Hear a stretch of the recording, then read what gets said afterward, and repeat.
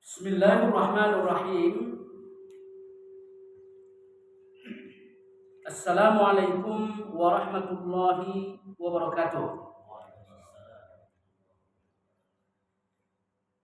Alhamdulillahi rabbil alamin. Alladzi bi ni'matihi tatimmus shalihat. Ashhadu an la ilaha illallah wahdahu la syarika lah. Wa ashhadu anna Muhammadan abduhu wa rasuluhu la nabiyya ba'dah. Qala Allah tabaraka wa ta'ala fi kitabil karim, a'udzu billahi minasy syaithanir rajim. Ya ayyuhalladzina amanu taqullaha haqqa tuqatih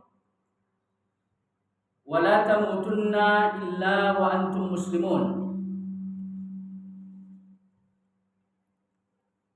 Bapak-bapak sekalian, jamaah yang saya muliakan, kembali sama-sama kita panjatkan puji dan syukur atas nikmat dan karunia yang senantiasa diberikan kepada kita semua, sehingga pada kesempatan ini kita kembali dipertemukan di masjid yang mulia ini dalam rangka berthalabul ilmi. Semoga saja kita semua semakin giat untuk mendapatkan ilmu tentang keagamaan, karena sesungguhnya apabila Allah Subhanahu wa ta'ala menghendaki kebaikan terhadap seseorang, baik ia kebaikan di atas dunia ini, terutama kebaikan kelak di yaumil akhir, kata Nabi kita sallallahu alaihi wasallam, yufaqihuhu fiddin. Maka Allah Subhanahu wa ta'ala akan memberikan pemahaman kepadanya terkait dengan urusan-urusan agama. Kemudian sholawat dan salam mari sama-sama kita junjung tinggikan tentunya kepada Nabi kita yang sangat mulia, Nabi besar Muhammad sallallahu alaihi wasallam.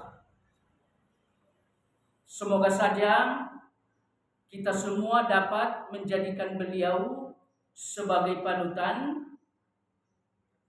sebagai sumber dari ilmu yang kita cari, karena sesungguhnya Allah mengatakan di dalam Al-Quran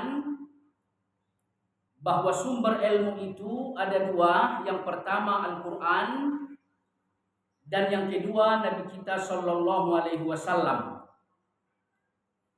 Dan sesungguhnya apapun yang kita cari terkait urusan-urusan agama, maka sesungguhnya semua urusan-urusan yang berkaitan dengan agama, ilmunya telah disampaikan oleh Nabi kita sallallahu alaihi wasallam.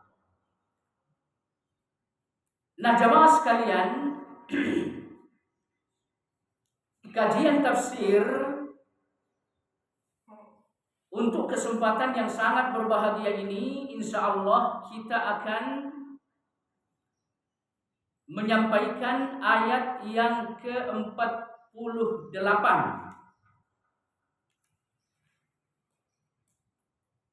Ayat yang ke-46, 47 ya Pak ya? Ayat yang ke-47 dari surat Al-Baqarah. Allah Subhanahu wa ta'ala berfirman, wattaqu yawman la tajzi nafsun an nafsin syai'a wala yuqbalu minha syafa'ah wala yu'khadhu minha 'adl wala hum yunsarun. Adapun terjemahan untuk ayat yang mulia ini, dan takutlah kamu kepada hari di mana tidak seorang pun dapat membela orang lain dan sedangkan syafaat dan tebusan apapun tidak diterima dan mereka tidak akan ditolong. Nah, jamaah sekalian, bapak-bapak yang saya muliakan, Imam Ibnu Katsir mengatakan bahwa ayat yang mulia ini masih berkaitan dengan ayat sebelumnya, di mana pada pertemuan yang lalu saat kita membicarakan ayat ke-46, Allah Subhanahu wa taala menegaskan bahwa Ia telah memberikan nikmat yang sangat banyak kepada Bani Israel atau agama Yahudi. Kemudian selanjutnya pada ayat tersebut juga Allah Subhanahu wa taala mengatakan bahwa Ia telah memberikan keutamaan-keutamaan kepada kaum Bani Israel. Hanya saja seperti kita sampaikan bahwa keutamaan tersebut berlaku di masanya. Adapun setelah agama Islam diturunkan kepada Nabi kita Shallallahu Alaihi Wasallam, maka tidak ada lagi keutamaan bagi Bani Israel atau agama Yahudi. Nah, jemaah sekalian, bapak-bapak yang saya muliakan, di ayat 46 ya Allah berbicara tentang nikmat. Kemudian setelah itu di ayat yang mulia ini kita lihat Allah memberikan peringatan kepada Bani Israel akan adanya hari kiamat. Dan Allah Subhanahu wa taala juga di dalam ayat ini memberikan gambaran terkait keadaan kelak apabila yaumul kiamah telah terjadi. Allah Subhanahu wa taala mengatakan, wattaqu yauman, hendaklah kalian bertakwa atau takut terhadap suatu hari, maksudnya yaumul kiamah ya Pak ya. Nah, di bagian awal dari ayat ini kita lihat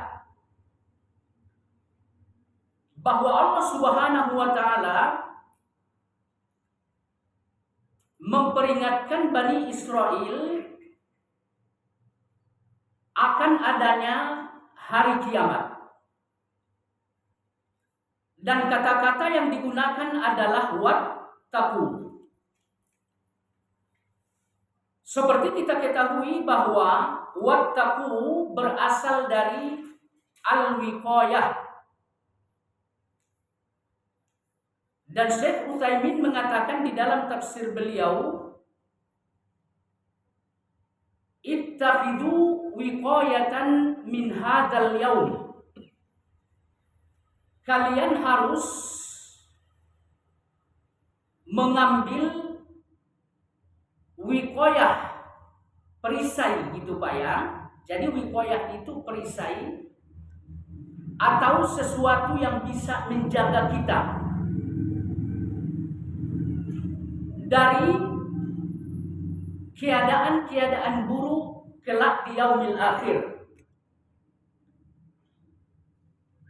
Jadi kalimat takwa pada dasarnya artinya adalah perisai atau sesuatu yang dapat menjaga kita. Makanya di dalam bahasa Arab ya ada sebuah istilah ya Pak ya, al-wiqayatu khairun minal ilaj.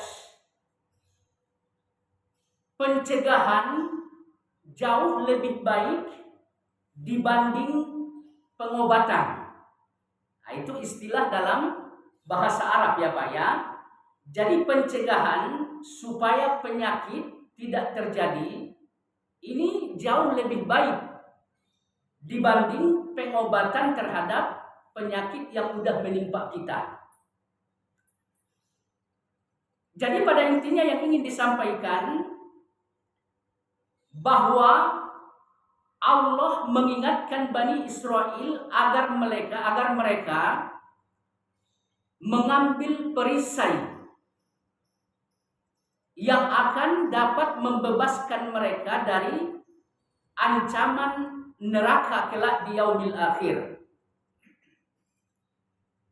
Nah, perisai seperti apa yang mesti diambil? Yaitu al-isti'dad lahu, mempersiapkan diri untuk menghadapi hari kiamat nanti. Nah, persiapan terhadap diri untuk menghadapi yaumul kiamah nanti, caranya bagaimana? Nah, ini dijelaskan oleh Syekh Utsaimin bit-tha'ah, dengan melakukan ketaatan. Nah, jamaah sekalian, perlu kita ketahui bahwa ketaatan dalam urusan agama ini terdiri dari dua hal. Yang pertama, taat kepada Allah Subhanahu wa taala, dan ketaatan ini merupakan konsekuensi dari asyhadu an la ilaha illallah. Kita bersaksi bahwa tidak ada ilah yang berhak disembah kecuali Allah. Nah, dengan kesaksian ini ada konsekuensi yang mesti kita penuhi, Pak, yaitu mentaati Allah Subhanahu wa taala. Kemudian ketaatan yang kedua dalam urusan agama adalah ta'atu ar-rasul.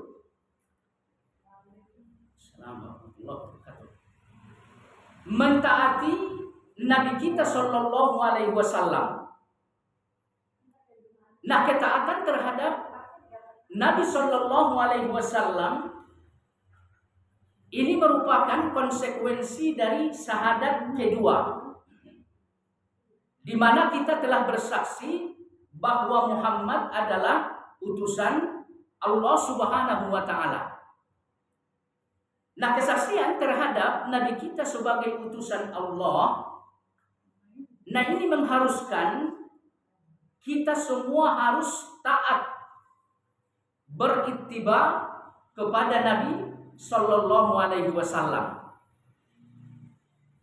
Makanya di dalam Al-Qur'an ya Pak ya, Allah Subhanahu wa taala menggambarkan tentang keadaan orang-orang kafir kelak di dalam neraka. Apa kata Allah Subhanahu wa taala? Seperti di surat Al-Ahzab, Allah mengatakan, "Yauma tuqallabu wujuhahum." Yauma tuqallabu wujuhuhum. Kelak di dalam neraka, orang-orang yang ingkar kepada Allah Subhanahu wa taala, tubuhnya dibolak-balik oleh Allah Subhanahu wa taala. Ya Pak ya. Jadi mereka dibakar di dalam neraka, tubuhnya bolak-balik. Kemudian selanjutnya, dalam keadaan menanggung azab yang sangat pedih di dalam neraka tersebut, ya mereka mengatakan sebagai ungkapan penyesalan terhadap diri mereka. Apa kata mereka? Allah mengatakan yaquluna ya laitana. Orang-orang yang ada di neraka itu mengatakan seandainya dahulu saat kami berada di atas dunia, ata'nallah, kami mentaati Allah Subhanahu wa taala, wa ata'nar rasulah, dan kami mentaati rasul yang diutus kepada kami. Jadi ini sesuatu yang disesali oleh orang-orang yang nantinya disiksa oleh Allah Subhanahu wa taala di dalam neraka, Pak. Mereka menyesal kenapa dahulu di dunia kami tidak mentaati Allah. Kenapa dahulu semasa hidup di dunia kami tidak mengikuti ajakan yang disampaikan oleh Rasul yang diutus kepada kami. Maka oleh karena itu perlu kita ketahui bahwa upaya untuk mendapatkan pencegahan dari ancaman neraka yang mesti kita lakukan adalah mentaati Allah dan berittiba kepada Nabi Shallallahu Alaihi Wasallam. Kemudian selanjutnya, dari dua hal ini ulama-ulama kita juga menyimpulkan sebuah ibadah yang kita lakukan baru akan bisa menyelamatkan kita dari jilatan api neraka apabila hal itu betul-betul ikhlas. Ya, jadi syarat ibadah supaya diterima di sisi Allah mesti ikhlas.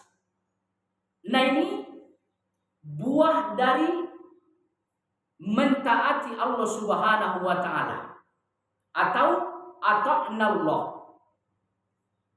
Kemudian yang kedua, syarat supaya ibadah kita diterima di sisi Allah adalah ittiba. Nah, ittiba ini merupakan buah dari ata'nar rasulah, kepatuhan kita dan ketaatan kita terhadap Nabi sebagai Rasul yang diutus oleh Allah Subhanahu wa taala. Kemudian selanjutnya jemaah sekalian yang saya muliakan, Allah Subhanahu wa taala mengatakan la tajzi nafsun an nafsin, bahwa seseorang tidak akan berguna terhadap orang lain. Jadi ini keadaan kelak di yaumil akhir. Ya seperti yang sering kita sampaikan di sini Pak ya, anak dengan ayah tidak lagi bisa saling memberi manfaat. Kemudian antara pasangan suami dengan istri tidak lagi bisa saling menolong. Kemudian antara saudara, sesama saudara, adik dengan kakak, kakak dengan adik, ini pun tidak lagi bisa saling membantu. Jadi apabila nanti kita telah berada di yaumil qiyamah, di sana kita tuh hidup nafsi-nafsi, sendiri-sendiri. Tidak ada cerita untuk memikirkan orang lain. Yang ada di benak kita, bagaimana supaya kita sendiri bisa selamat dari keadaan yang sangat menyakitkan saat itu, kemudian selamat dari pedihnya siksa neraka yang diancamkan bagi orang-orang yang ingkar kepada Allah Subhanahu wa taala. Jadi ini aja yang ada di dalam pikiran atau benak setiap manusia. Nah, jemaah sekalian yang saya muliakan, apabila kita perhatikan kalimat nafsun dalam ayat ini Pak ya, seperti disampaikan oleh Syekh Utsaimin, secara bahasa kalimat nafsun di dalam ayat ini bentuknya nakirah. Ya Pak ya. Jadi nakirah itu kata yang mengandung keumuman. Nah, lawan dari nakirah itu ma'rifah. Kalau ma'rifah itu kata yang mengandung kekhususan. Nah, kalimat nafsun secara bahasa Arab ya Pak ya adalah nakirah, mengandung keumuman. Nah, di dalam ayat ini keumuman kalimat nafsun itu akan lebih luas. Karena apa? Kalimat nafsun di sini didahului oleh nafi. Ya Pak ya. Kalimat nafsun di sini didahului oleh nafi. La tajazi. Tidak bermanfaat. Baru kemudian Allah mengatakan nafs seorang diri. Karena kalimat nakirah fi siyakin naf didahului oleh kata-kata nafi, maka lingkup keumumannya Pak ya akan lebih luas dibanding dari sekedar biasanya. Maka oleh karena itu tidak satu pun dari manusia yang ada ya Pak ya kelak di yaumil akhir bisa memberikan manfaat kepada yang lain. Nah, maksud dari tidak satu pun manusia yang bisa memberi manfaat terhadap orang lain adalah berdasarkan alasan nasab, keturunan, dan sebagainya. Ya Pak ya. Jadi kelak di yaumil akhir seperti contoh yang kita sampaikan tadi di awal ya, tidak ada cerita tolong menolong berdasarkan hubungan kekerabatan. Tidak ada cerita saling membantu berdasarkan hubungan darah. Maka oleh karena itu ya Pak ya, terkait dengan masalah seseorang tidak bisa membantu di yaumil akhir berdasarkan kekerabatan dan hubungan darah, Nabi kita Shallallahu Alaihi Wasallam sendiri pun tidak bisa memberikan bantuan atau pertolongan terhadap keluarganya, baik keluarga inti seperti putri beliau atau keluarga besar seperti paman-paman beliau. Seperti disebutkan di dalam hadis ya Pak ya, seperti disebutkan di dalam hadis, seperti diriwayatkan oleh Imam Al-Bukhari dari sahabat Abu Hurairah. Di saat Nabi kita Shallallahu Alaihi Wasallam menerima wahyu dari Allah Subhanahu Wa Taala, seperti di surat Asy-Syu'ara Allah berfirman, wa anzir ashiratakal aqrabin.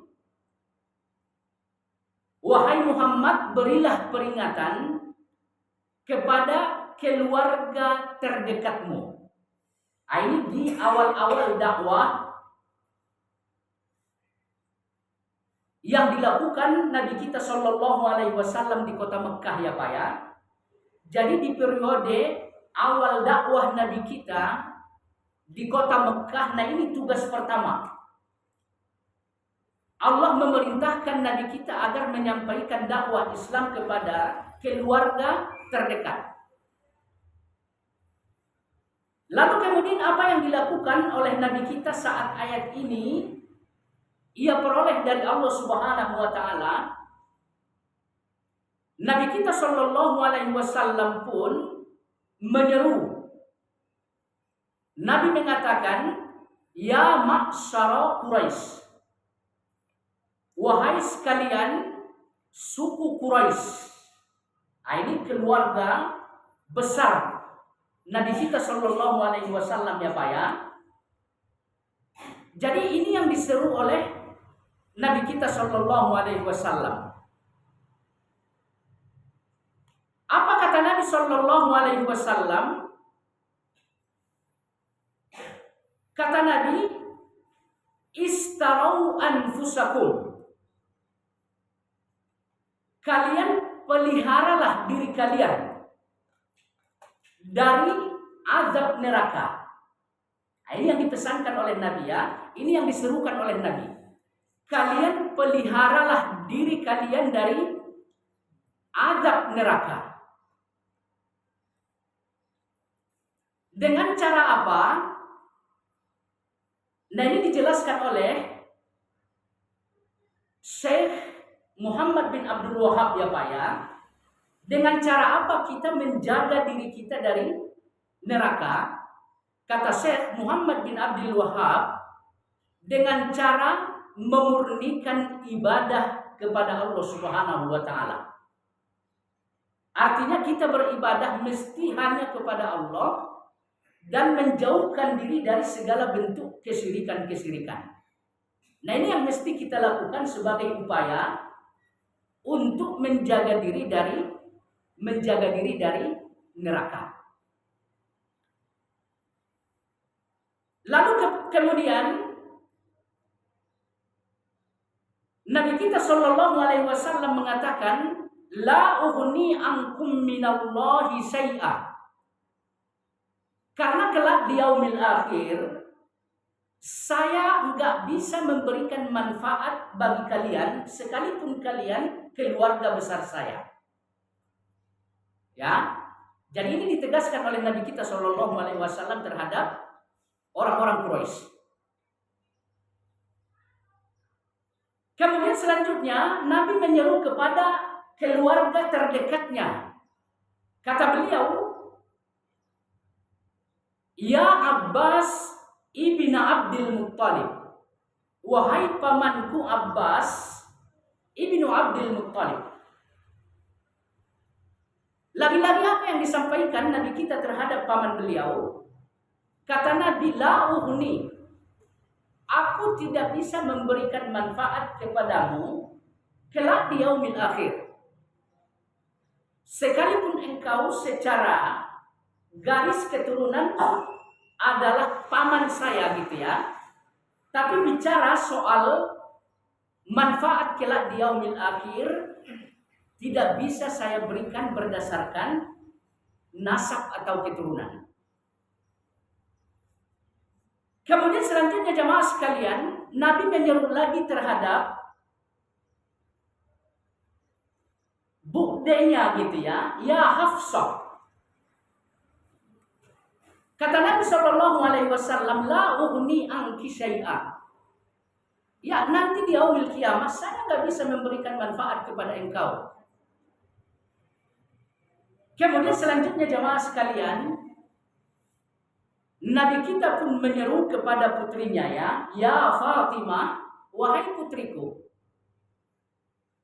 Kata Nabi Shallallahu Alaihi Wasallam, mintalah di dunia ini harta dariku berapapun yang engkau minta.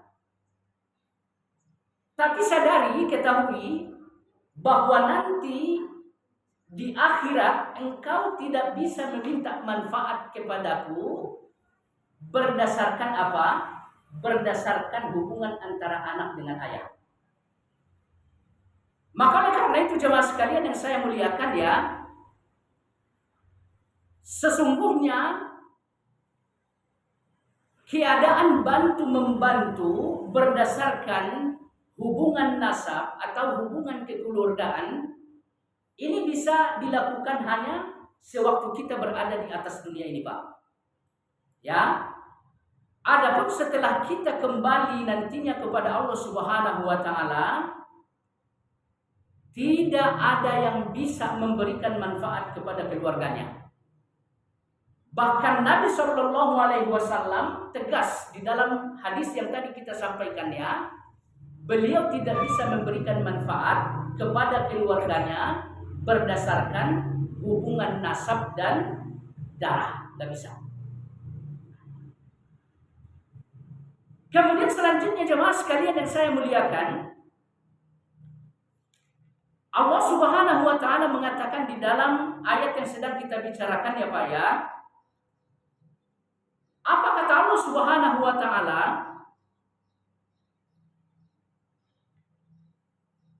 Wala yuqbalu minha syafa'ah. Kelak di yaumil akhir juga tidak lagi diterima syafaat. Jamaah sekalian, bapak-bapak dan ibu-ibu yang saya muliakan, apa yang disebut dengan syafaat? Nah, ini dijelaskan oleh Syekh Utsaimin ya Pak ya, bahwa syafaat tersebut at-tawassutu lil ghair bijalbi manfaatin lahu au daf'i madarratin anhu. Melalui orang lain, ya, melalui orang lain bagi kita ditetapkan sebuah manfaat. Kemudian melalui orang lain dari kita dijauhkan mudarat. Ya Pak ya. Jadi syafaat itu adalah keberadaan orang lain yang memberikan bantuan kepada kita sehingga kita bisa mendapatkan manfaat. Dan sehingga kita bisa dijauhkan dari sesuatu yang mengandung mudarat. Nah, jemaah sekalian yang saya muliakan, syafaat seperti yang tadi kita jelaskan, ini pun tidak bisa dilakukan berdasarkan nasab dan hubungan kekeluargaan, nggak bisa. Ya, jadi syafaat ini semata-mata akan didapatkan oleh seseorang sesungguhnya mesti atas dasar keimanan. Ya Pak ya, mesti atas dasar keimanan kepada Allah Subhanahu wa taala. Makanya ulama-ulama kita mengatakan syarat supaya seseorang bisa mendapatkan syafaat, yang pertama, idnullahi lisyafi'. Allah memberikan izin kepada seseorang yang hendak memberi syafaat. Katakan misalkan seperti kita ketahui bahwa kelak Nabi kita akan memberikan syafaat kepada orang-orang yang beriman, ya Pak ya, kepada orang-orang yang beriman. Sekali lagi ya Pak ya, syafaat ini tidak diberikan berdasarkan apa? Hubungan kekeluargaan dan sebagainya. Jadi syafaat yang akan diberikan oleh Nabi kita Shallallahu Alaihi Wasallam hanya kepada orang yang beriman. Sekalipun keluarga, katakan misalkan ayah dan ibu Nabi kita Shallallahu Alaihi Wasallam gitu ya. Jadi sekalipun kedua orang tua Nabi kita, mereka nggak berhak untuk syafaat dari Nabi. Kenapa? Karena kedua orang tuanya wafat dalam keadaan kafir. Kemudian paman beliau misalkan Abu Thalib nggak berhak untuk mendapatkan syafaat dari beliau karena paman beliau wafat dalam keadaan kafir. Jadi sekali lagi syafaat dari Nabi hanya diberikan atas dasar apa? Keimanan kepada Allah Subhanahu wa taala dan ittiba kepada Nabi Shallallahu alaihi wasallam. Maka karena itu syarat pertama seperti kita sampaikan tadi ya, supaya seseorang mendapatkan syafaat dari Allah Subhanahu wa taala, ya Allah mesti mengizinkan orang yang hendak memberi syafaat tersebut. Katakan Nabi, siapa yang hendak disyafaatkan oleh Nabi misalkan. Nah, Nabi diizinkan dulu oleh Allah baru bisa. Makanya di dalam Al-Quran Allah Subhanahu wa taala mengatakan seperti di ayat Al-Kursi ya Pak ya, di ayatul Kursi, Man dzalladzi yasfa'u indahu illa biidnih. Tidak ada yang bisa memberi syafaat nanti di sisi Allah, maksudnya di yaumil qiyamah Pak ya, illa biidnihi, kecuali orang tersebut diizinkan oleh Allah untuk memberi syafaat. Kemudian syarat yang kedua, supaya seseorang bisa mendapatkan syafaat, ridhollah lil masfu'. Orang yang hendak menerima syafaat tersebut mesti diridhoi oleh Allah Subhanahu wa taala, ya. Jadi orang yang hendak mendapatkan syafaat ini, orang-orang ini mesti orang yang diridhoi oleh Allah Subhanahu wa taala. Jadi kalau misalkan kita tidak diridhoi oleh Allah untuk mendapatkan syafaat, sekalipun Nabi diizinkan gitu Pak ya, kita nggak bisa menerima syafaat dari Nabi Shallallahu Alaihi Wasallam. Makanya di dalam Al-Quran seperti di surat Al-Anbiya ya, Allah Subhanahu wa taala mengatakan wala yashfa'una illa liman irtada. Orang-orang yang diizinkan untuk memberi syafaat seperti Nabi, yang nggak bisa memberi syafaat kalau yang hendak menerima syafaat itu bukan orang-orang yang diridhoi oleh Allah Subhanahu wa taala. Nah, jamaah sekalian yang saya muliakan, maka oleh karena itu ya, kita harus betul-betul berjuang untuk menjaga ibadah kepada Allah seikhlas mungkin. Kemudian selanjutnya ibadah itu kita upayakan supaya betul-betul sama dengan apa yang diajarkan oleh Nabi Shallallahu Alaihi Wasallam. Iya Pak ya. Jadi nggak mungkin kita bisa mendapatkan ridho dari Allah kalau di masa hidup di atas dunia ini kita melakukan kesyirikan kepada Allah Subhanahu wa taala. Karena kita ketahui bahwa kesyirikan itu adalah sesuatu yang sangat dibenci oleh Allah. Maka mustahil pelaku kesyirikan lalu ia wafat dalam keadaan syirik itu Pak ya, akan diridhoi oleh Allah Subhanahu wa taala. Nah, ini yang mesti kita upayakan Pak ya. Jangan sampai melakukan hal-hal yang dimurkai oleh Allah Subhanahu wa taala. Karena dengan kemurkaan itu, apabila kita wafat dalam keadaan menjalankan hal-hal tersebut, ya mustahil kita menjadi orang yang diridhoi oleh Allah Subhanahu wa taala. Ya. Maka oleh karena itu kita ketahui di dalam hadis ya, ada 3 hal yang mesti kita upayakan betul-betul atas ridho dari Allah Subhanahu wa taala. Ya, yang pertama raditu billahi robba. Kita harus betul-betul ridho bahwa Allah adalah Rabb kita. Nah, ini keridhaan terhadap Allah satu-satunya sebagai Rabb kita. Maksudnya apa? Kita tidak pernah menduakan Allah. Kita tidak pernah menyekutukan Allah. Rabb kita satu-satunya hanya Allah. Nah, kalau kita ridho terhadap Allah dengan keadaan seperti ini gitu ya, insya Allah Allah pun akan ridho terhadap kita. Kemudian yang kedua, kita harus ridho bil Islam dina. Islam sebagai agama bagi kita.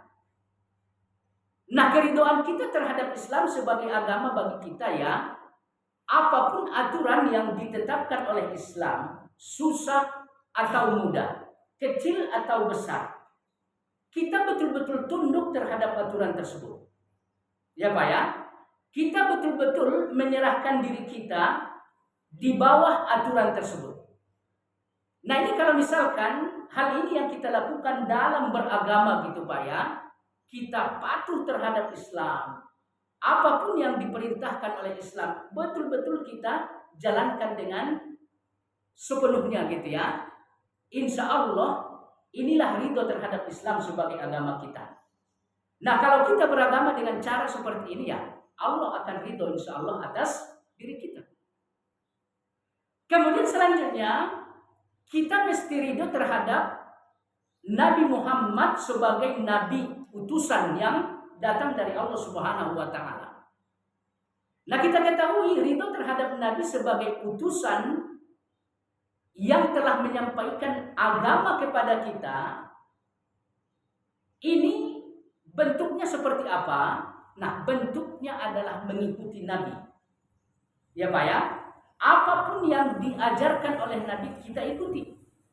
Apapun yang diperintahkan oleh Nabi kita upayakan untuk melakukan hal itu. Apapun yang dilarang oleh Nabi kita upayakan untuk menjauh dari hal tersebut. Jadi kalau misalkan kita betul-betul berittiba kepada Nabi, inilah sikap ridho kita terhadap Nabi sebagai utusan Allah. Nah, kalau kita dalam keadaan seperti ini mengikuti Nabi kita ya Pak ya, insya Allah Allah pun akan ridho terhadap kita. Nah, dengan keriduan inilah kita baru berhak untuk mendapatkan syafaat kelak di yaumil akhir. Kemudian selanjutnya jemaah sekalian yang saya muliakan, persoalan berikutnya yang hendak disampaikan, bahwa syafaat kelak di yaumil akhir akan kita dapatkan dari para malaikat-malaikat. Ya Pak ya. Jadi kalau Allah meridhoi kita, insya Allah malaikat-malaikat akan diizinkan oleh Allah Subhanahu wa taala untuk mensyafaatkan kita. Untuk memberikan bantuan sehingga kita bisa masuk ke dalam surga. Ini manfaat masuk ke dalam surga. Kemudian mereka akan memberikan bantuan supaya kita bebas dari neraka. Ini yang kedua ya, bebas dari madarat atau mara bahaya. Kemudian setelah itu ya, kita juga bisa mendapatkan syafaat atau pertolongan dari para nabi-nabi. Ya, katakan misalkan umat Islam, ya mereka akan mendapatkan syafaat dari Nabi Muhammad SAW. Kemudian umat-umat yang lain akan mendapatkan syafaat dari nabi-nabi yang diutus kepada mereka. Kemudian selanjutnya ya, kita juga akan mendapatkan manfaat dari syafaat tersebut, ya dari sesama orang-orang yang beriman Pak. Ya, dari sesama orang-orang yang beriman. Makanya di dalam hadis Nabi kita Shallallahu Alaihi Wasallam mengatakan ya Pak ya, nanti setelah orang-orang neraka dimasukkan ke dalam neraka, kemudian orang-orang surga juga telah dimasukkan ke dalam surga. Nah ini orang-orang surga ini saling mencari gitu Pak ya. Teman saya dulu di dunia suka saling bantu-membantu dalam urusan albirru wat taqwa, urusan kebaikan dan ketakwaan. Itu saling mencari, di surga ada enggak? Kalau misalkan mereka tidak menemukan gitu ya, orang-orang yang tadinya di dunia sama-sama kerjasama gitu ya, saling bahu-membahu untuk kebaikan dan ketakwaan. Nah ini mereka akan laporan kepada Allah, meminta supaya Allah memberi izin kepada mereka. Kembali seperti yang tadi kita sampaikan Pak, tetap harus izin dari Allah Subhanahu wa taala. Nah mereka mengatakan ya begini, kami dulu di dunia saling bantu-membantu, bahu-membahu untuk ketaatan, ketakwaan kepadamu gitu ya. Lalu apa kata Allah? Silakan kalian cari ke neraka. Nah ini izin dari Allah akan diberikan kepada orang-orang yang beriman gitu ya. Untuk apa? Untuk mensyafaatkan orang-orang yang bahu-membahu semasa hidup di dunia dalam ketaatan dan ketakwaan. Kemudian ya Allah ridho terhadap mereka untuk disyafaatkan oleh saudaranya sesama muslim. Kemudian selanjutnya setelah syafaat dari makhluk semuanya udah selesai gitu Pak ya. Yang terakhir kali kata Nabi memberikan syafaat siapa Pak?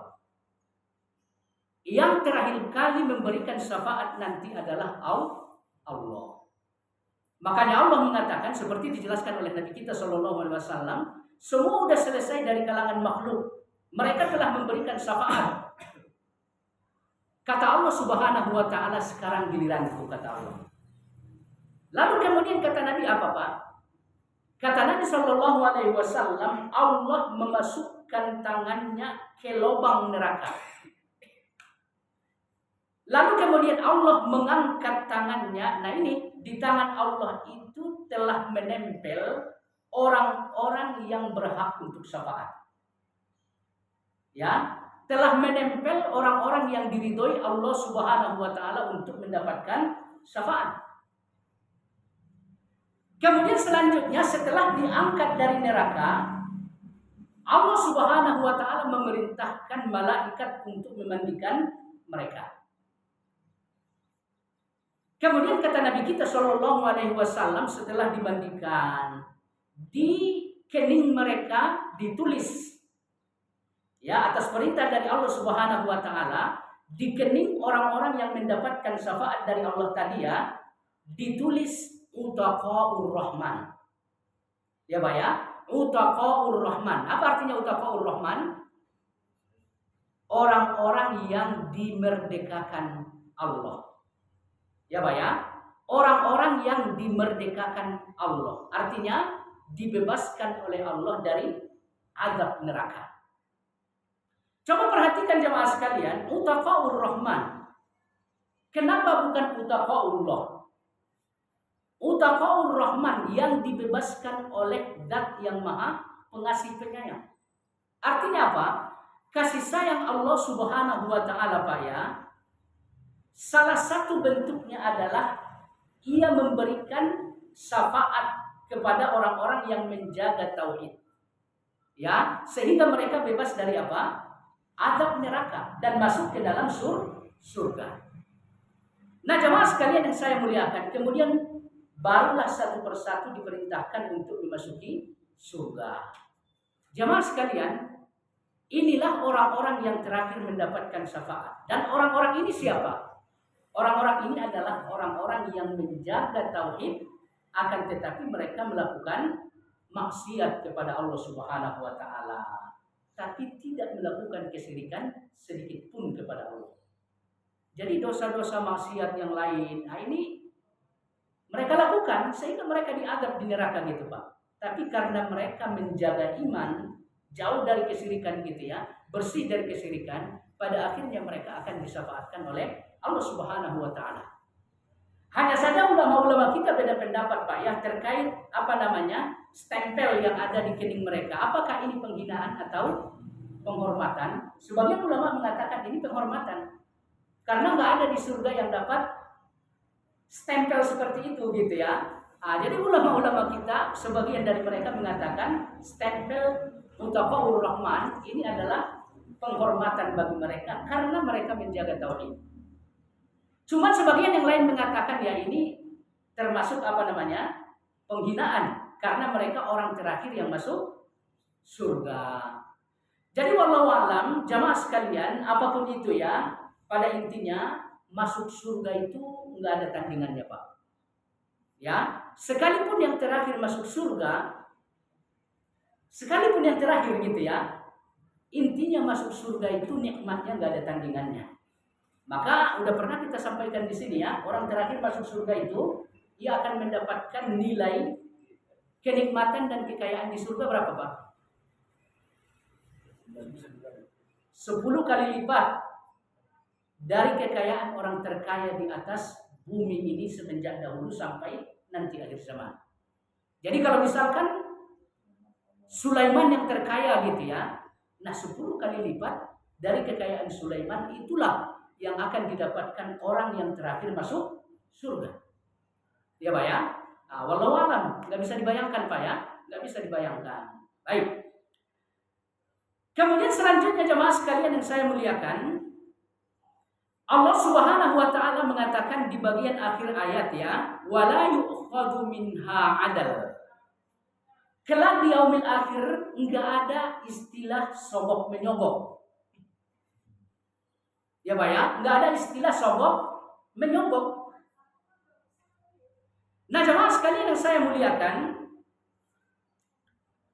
Imam Ibnu Katsir menafsirkan adal di dalam ayat ini. Kata beliau, fida, tebusan. Sama ya dengan sogok menyogok ya. Jadi kita bersalah gitu, Pak. Lalu kita berikan imbalan berupa sesuatu yang berharga gitu kan ya, sehingga kesalahan kita itu dimaafkan, kita tuh dibebaskan. Jadi fidah, tebusan. Nah, ini yang disampaikan oleh Imam Ibnu Katsir. Kemudian selanjutnya jemaah sekalian yang saya muliakan, Allah Subhanahu wa taala mengatakan di dalam ayat yang lain ya. Artinya ayat ini menjelaskan tentang keadaan umat manusia kelak di yaumil akhir tidak bisa menebus diri mereka dengan apapun. Ya. Jadi berbeda dengan keadaan hidup di atas dunia ini, Pak. Bapak salah, Bapak bisa tebus. Ya. Katakan misalkan salah yang bisa ditebus kalau dalam urusan agama kita ya. Kita katakan membunuh orang gitu ya. Kalau misalkan keluarga dari yang menjadi korban gitu ya, memaafkan kita, ya udah kita tebus dengan diat. Bisa ditebus, Pak. Kalau nggak salah 100 onta ya, diat 1 jiwa yang terbunuh di dalam Islam harus membayar 100 ekor onta. Dari 100 ekor onta ini juga bermacam-macam. Ada yang onta siap melahirkan. Jadi enggak asal onta aja, enggak. Bisa dibayangkan ya, bisa dibayangkan 100 onta aja berapa nilainya itu. Katakan misalkan satunya 30 juta gitu ya. 30 kali 100 berapa, Pak?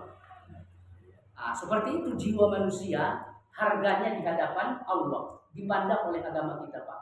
300 juta kalau diuangkan gitu ya. Itu jiwa manusia seperti itu. Ya. Gimana, Pak? 3 miliar. 3 miliar. Malah lebih besar ya. Saya salah ngitung malah. Itu jiwa manusia ya dalam pandangan agama kita. Nilainya seperti itu. Maka oleh karena itu jangan pernah merasa diri tidak bernilai.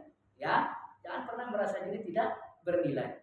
Bahkan udah pernah saya sampaikan di sini ya, 1 gigi manusia aja nilainya sampai 20 juta loh, Pak. Ya, sampai 20 juta 1 gigi ya. Saya pernah nanya soalnya.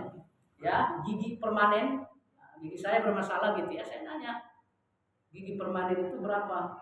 21 juta, Pak, 1 gigi. Ya, jadi luar biasa manusia itu, Pak ya. Nah, harganya ya mahal sekali. Makanya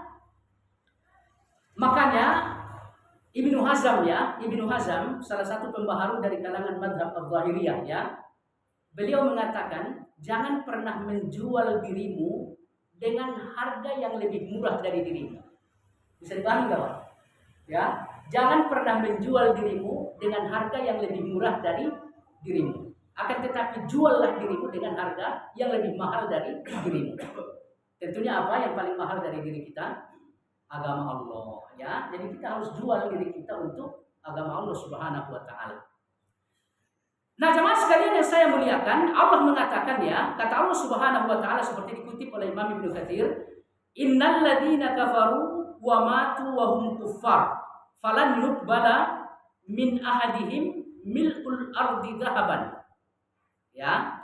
Kata Allah Subhanahu wa taala, sesungguhnya orang-orang yang kafir lalu mereka wafat atau mati di atas kekafiran tersebut, falan yuqbala min ahadihim, seandainya salah seorang dari mereka kelak di yaumil akhir datang membawa sogokan kepada Allah supaya ia selamat dari neraka gitu ya, kata Allah enggak akan diterima. Jika salah seorang dari mereka datang kepada Allah membawa sogokan, tidak akan diterima. Nah, jemaah sekalian, kalau yang namanya sogokan kira-kira urusannya itu yang datang pribadi atau kelompok? Gimana kira-kira, Pak? Ya di dunia ini gitu ya. Misalkan ada yang bersalah, yang datang diam-diam itu ya pribadi gitu loh, Pak. Jadi rahasia gitu loh. Secara pribadi dia datang, ini saya kasih begini, tapi kasus saya tolong ditutup. Jadi dia datang secara pribadi gitu ya. Kalau di dunia diterima gitu loh. Tapi kalau datang rame-rame nggak bakal, Pak.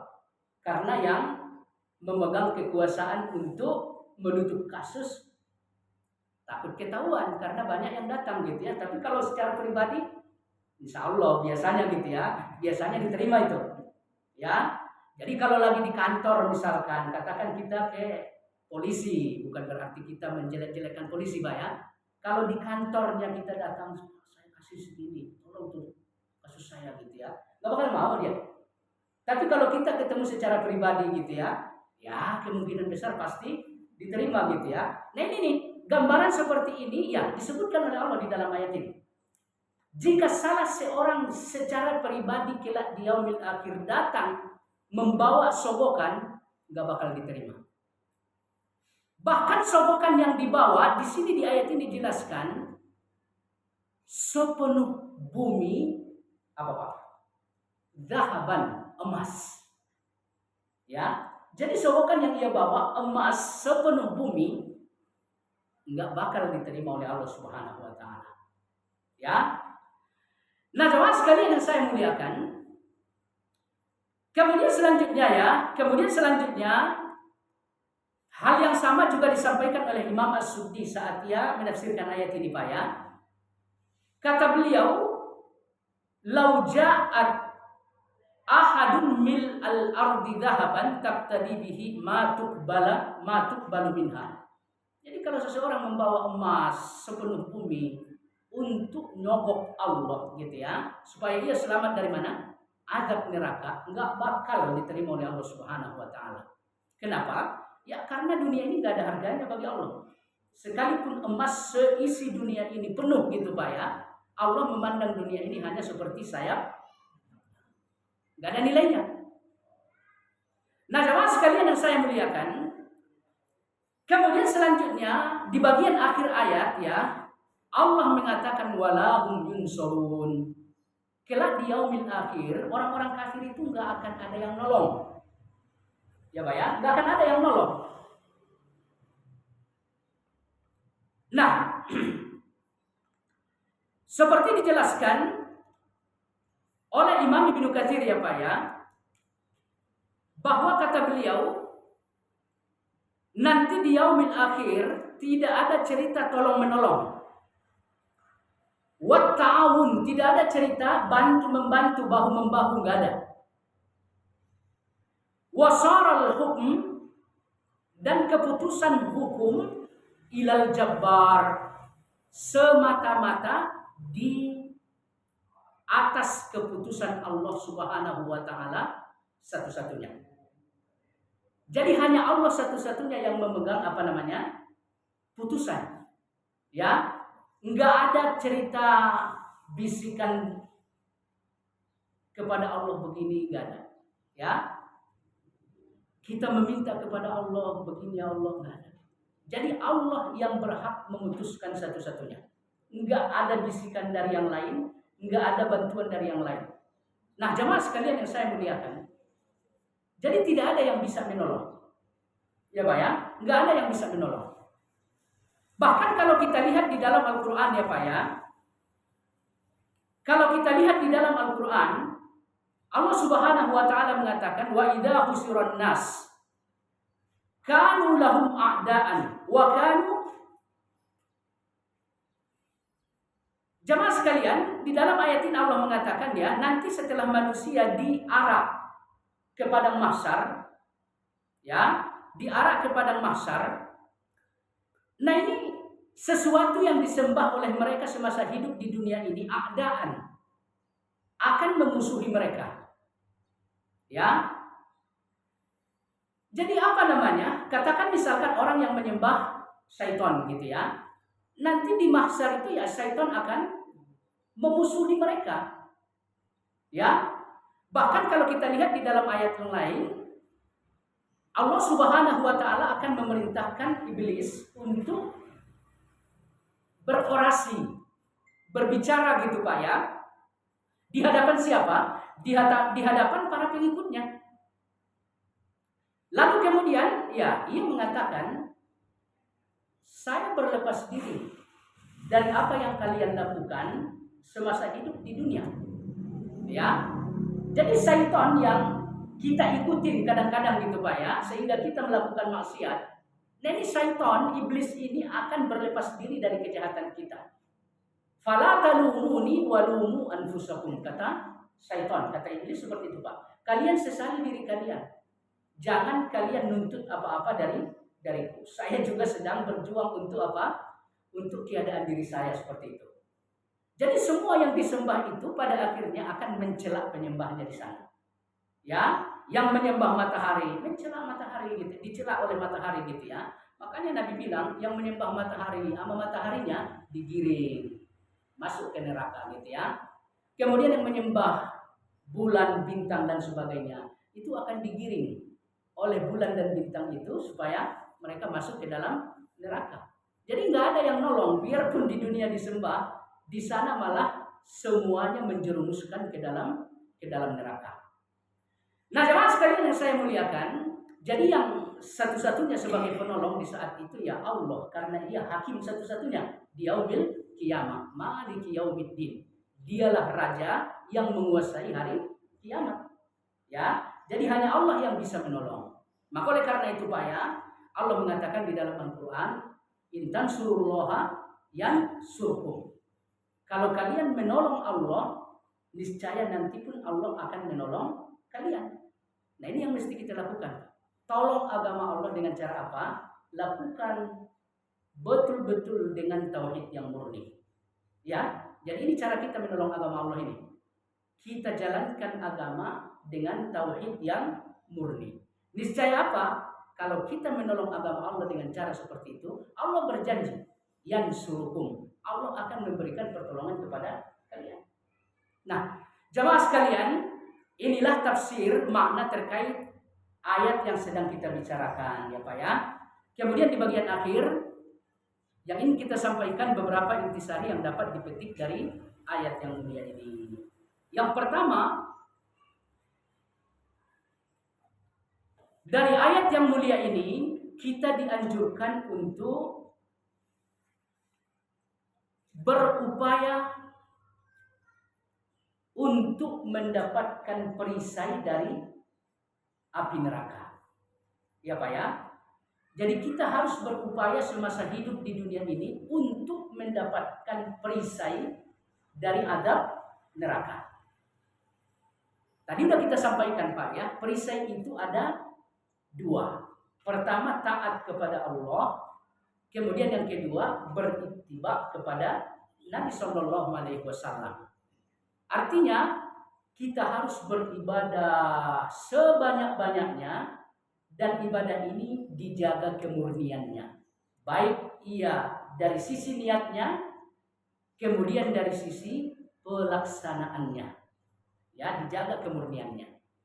Jadi kalau misalkan kita beribadah kepada Allah dengan niat yang ikhlas berittiba kepada Nabi, insya Allah ibadah-ibadah yang kita lakukan akan menjadi tameng, akan menjadi perisai dari pedihnya adab neraka.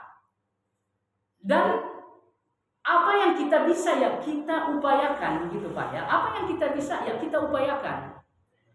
Ya, dalam artian begini.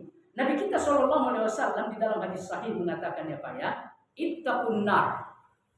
Sama dengan ayat ini Pak ya. Kalian jaga diri kalian dari api neraka. Artinya dapatkan perisai, pelindung supaya kalian enggak dijilat oleh neraka.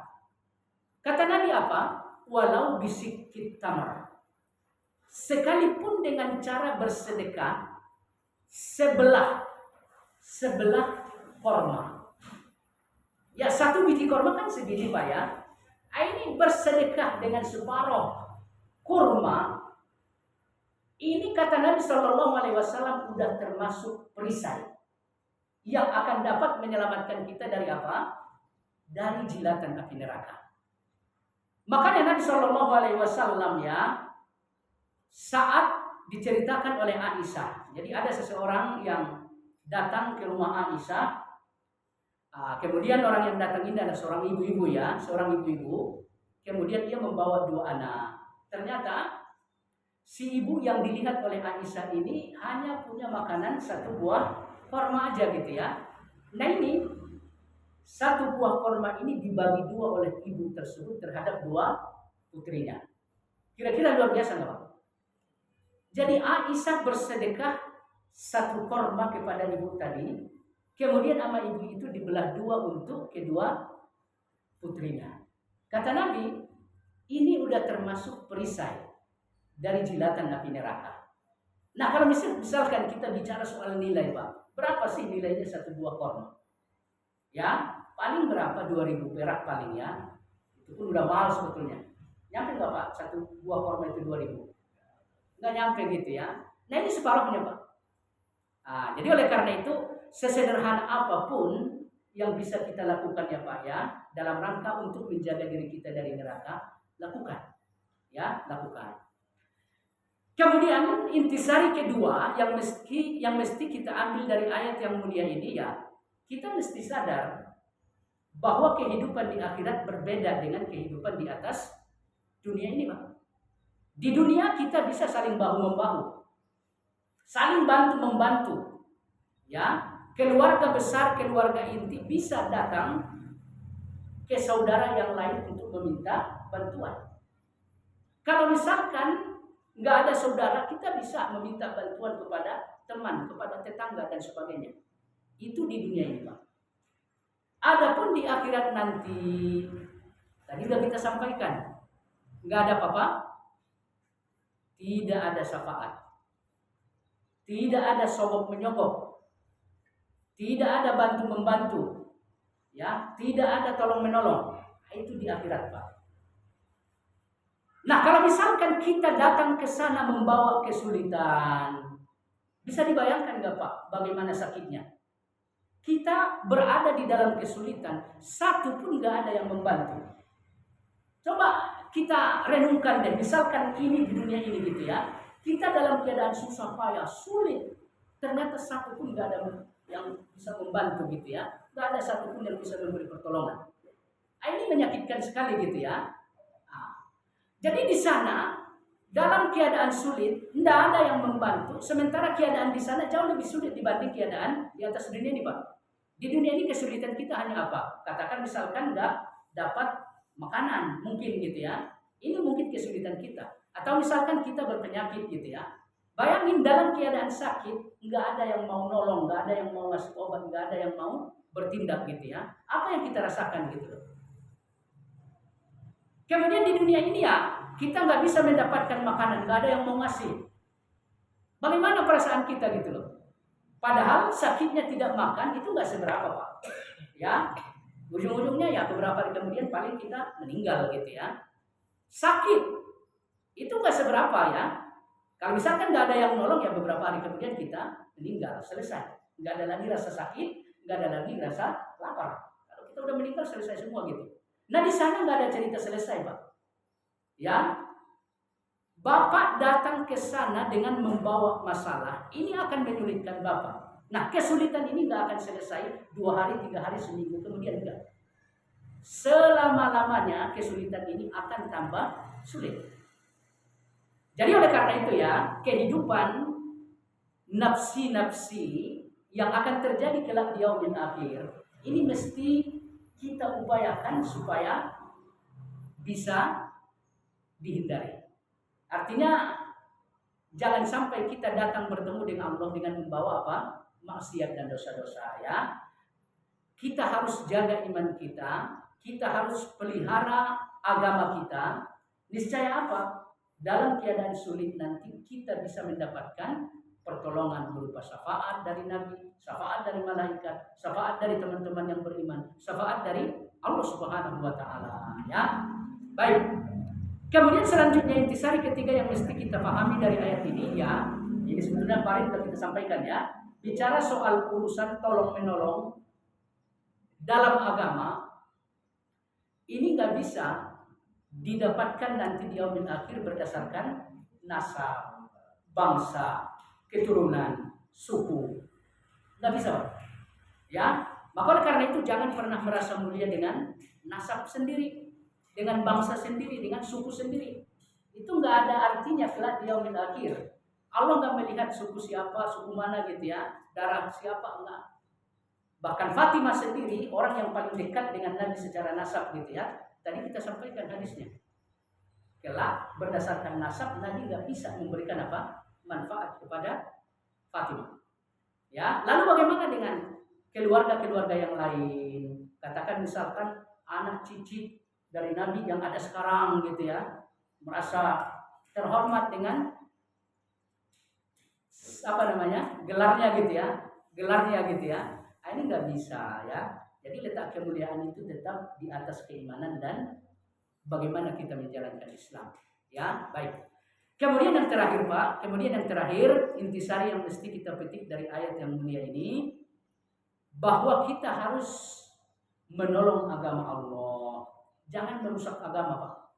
Ya, jadi menolong agama Allah, jauhkan diri dari kesyirikan, jauhkan diri dari perbuatan-perbuatan bidah. Ini upaya untuk menolong agama Allah. Kalau kita syirik, ini kita udah merusak agama nih Bang. Kalau kita berbuat bidah, kita udah merusak agama. Sekalipun menurut kita ini sesuatu yang baik gitu ya. Tapi urusan agama yang tahu mana yang baik hanya Allah dan Rasulnya. Kalau yang menambahkan itu manusia, sekalipun dalam rangka perbaikan, ujung-ujungnya itu keburukan untuk agama gitu loh. Ujung-ujungnya itu perusakan untuk agama gitu ya. Apalagi mengurang-urangi. Ini lebih parah gitu ya. Jadi wallahu a'lam, ini harus diupayakan Pak ya. Kita tolong agama Allah, niscaya Allah akan menolong kita. Nah, ini berlaku untuk kehidupan dunia dan kehidupan di akhirat. Ya, kita lihat umat Islam sekarang ya Pak ya, dalam keadaan apa? Ya, dalam keadaan terhina gitu ya, dalam keadaan tidak memiliki izzah gitu ya. Padahal Nabi mengatakan Islam la ya'lu wa la yu'la alaih. Islam itu Al-Islam ya'lu wa la yu'la alaih. Islam itu paling tinggi, izzahnya paling mulia gitu loh. Enggak ada agama yang melebihi dari kemuliaan Islam. Ini kata Nabi gitu ya. Cuman coba perhatikan keadaan kita hari ini Pak. Justru agama kita ya dihina-hina sama agama lain gitu ya. Ini masalahnya apa? Karena umatnya enggak menjaga agama ini, dalam artian dua hal tadi Pak ya. Mereka enggak menjaga diri dari kesyirikan, mereka enggak menjaga diri dari urusan bidah. Ya, kalau ini bisa kita upayakan, niscaya agama Allah ini akan melambung tinggi Pak, sesuai dengan janji yang disampaikan oleh Nabi kita Shallallahu Alaihi Wasallam.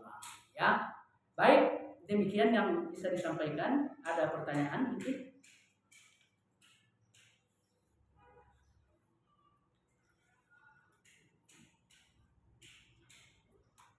Baik, kita tutup dengan kafarah majelis. Subhanakallahumma wa bihamdika, asyhadu an la ilaha illa anta, astaghfiruka wa atubu ilaik. Assalamualaikum warahmatullahi wabarakatuh.